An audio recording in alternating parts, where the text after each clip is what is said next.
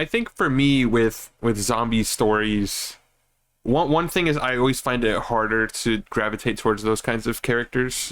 Like, I'm not talking specifically the woman in 28 Days Later. I agree, she was great. I like her character a lot. But I mean just like in zombie stories in general. And it's because they have to survive, and I feel like, you know, there is room for character work in a lot of those kinds of stories, but it's just hard to like people.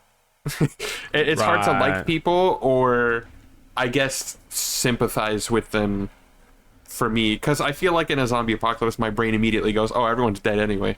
Yeah. That's like the first thing I think. But you do have it. Again, there are exceptions to the rule, though, because, you know, you have storylines like The Last of Us that are... To me, it's a perfect story. I wouldn't change anything about The Last of Us. Well, I feel like the difference between The Last of Us and the regular other zombie storylines really is the fact that it was a video game.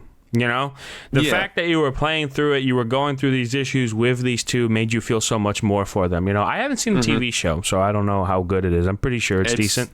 The show does a couple things better than the game, and it does some things worse. It's an interesting adaptation. It's pretty accurate, though. Like, it's very faithful to the game. And it helps because I played the game as the show came out, watched the show, and then played through the game again. So I like that entire month that it came out, I was just on the Last of Us binge. Zombies. But it's very faithful. It's harder to work around certain things for them because I know that there's moments where, like, oh, this is exclusively works in gameplay, and it was harder for them to adapt into live action, or at least make it seem realistic, for more of like a TV kind of presentation, I guess you could say.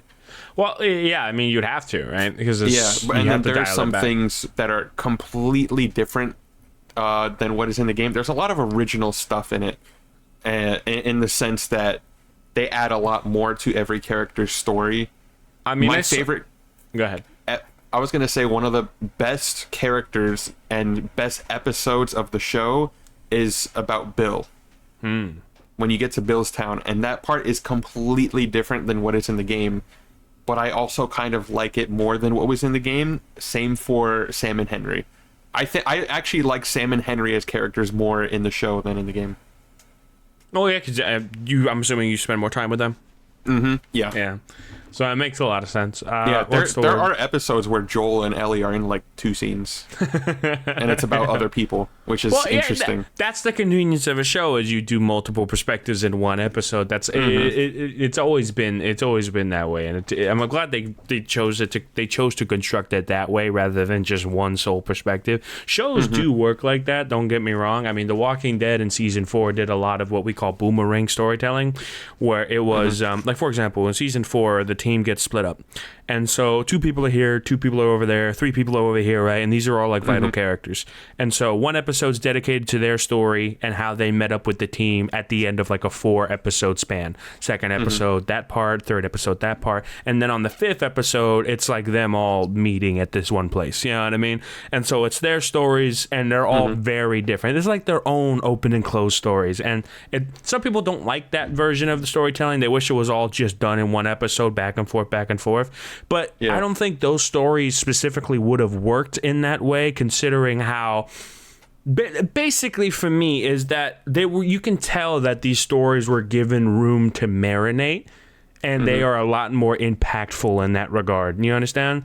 So I don't mind them being whole episodes. But that boomerang storytelling, is kind of specific to Walking Dead, but the original cutting from perspective to perspective, that is a very, very strong aspect of television. And so I'm glad they went that way instead of just that one sole perspective, because it's a different experience, because we already got the sole perspective. That's the difference. We already got the sole perspective. And it's great because it allows for a different kind of world building in certain aspects of the show, The Last of Us. Yes. And it's also great because they provide a lot more exposition to before the outbreak.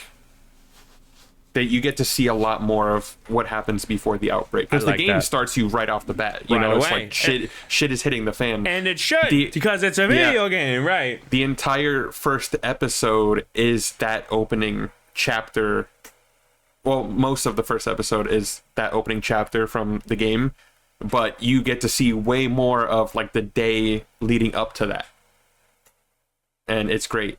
I'm just glad that the writers understood that this needed to abide by the rules of TV, not video games, right? Because they're two very different experiences. I'm not saying one is inferior to the other. I'm saying they're different. That is what it is. Yeah, that's why I'm excited for season 2, because I wonder how. Oh yeah. How different and how similar it's going to be to the game. Watch Joel survive. Wait a minute. I wouldn't be surprised if Joel doesn't die until like episode 3. Like if they drag it out, I would not be surprised. But if they go, right off the bat, first episode, I think that'd be the way to do it. Because that's kind of how it felt when you play the game. Yeah. It's like damn, off rip. Like, man, let me breathe. Don't make me off rip. Listen, man, don't make me rant about that shit, because I will be here for the next 30 minutes. All right, I have talked Squeedo's ear off about about the reception of Last of Us 2, bro. All right, so I'll save that for a whole other podcast. That's it. Cause we can save it for when the show comes out. I think season 2 comes out in April. Oh my god, because I still got all my talking points like in the back of my head. Those memories have not been excavated. You know what I mean? They're still there. So trust when it becomes more relevant, we'll talk about it. I just know that I'm probably gonna like Abby and like her friends more in the show. Yeah, simply because of like exposition and different subplots and that kind of thing. Because they get to work with that a lot more. They get more build up, right? Yeah. I just have to say, man, Last of Us 2 I told you this once. I tell you a million times. Balls. That's all it is. Balls. You've never seen fucking Donkey said it best. We're gonna react to that video, damn it. Donkey said it best. What game have you ever played where the villain kills the good guy in the first 10 minutes and then halfway through the game you play as the villain, bro? Like, come on, you know what I mean? It's never happened before. That's ambition. No wonder it won those awards. Fuck, you know what I mean? Jesus.